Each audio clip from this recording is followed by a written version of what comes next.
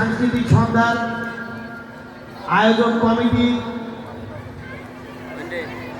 মই, তারপর আরো অনেকেই আছে যাদের নাম মেনশন করলে সময় চলে যাবে।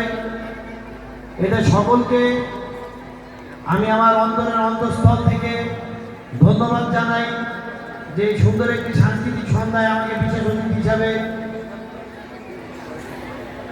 জানানোর জন্য আনার জন্য। আপনাদেরকে বলতে চাই, আসলে এত সুন্দর একটি অনুষ্ঠানের মাধ্যমে আমরা সকলে একত্রিত হতে পারি এবং এই অনুষ্ঠানের মাধ্যমে আমাদের অনেকের সাথে অনেকের যোগাযোগ অনেক ব্যস্ততার কারণেই থাকে না। একটি অনুষ্ঠানকে কেন্দ্র করে আমরা সকলের সাথে একে অপরের সাথে যোগাযোগ করতে পারি, আমাদের সুখ দুঃখ ভাগাভাগি করতে পারি। আর আমরা আমাদের যে জেনারেশন, আমরা যুবকরা, বিশেষ করে আমাদের ফরিদপুরের যুবকরা আমরা একটু ভাগ্যবান একটা কারণে।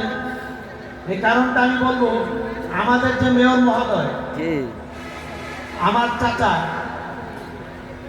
এমন কোনো প্রোগ্রাম নাই, আমাদের দলীয় প্রোগ্রাম বলেন, সাংস্কৃতিক প্রোগ্রাম বলেন, ওয়াজ মাহফিল বলেন, যে কোনো সামাজিক কর্মকাণ্ডে এই মানুষটার কাছে যারাই যায় তারা কোনো সময় খালি হাতে ফেরে না।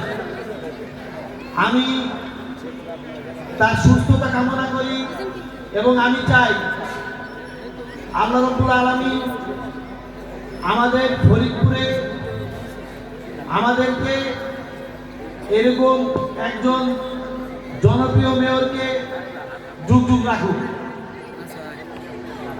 আর বলতে চাই, মঈন সহ সকলদেরকে এরকম সাংস্কৃতিক অনুষ্ঠান করবেন,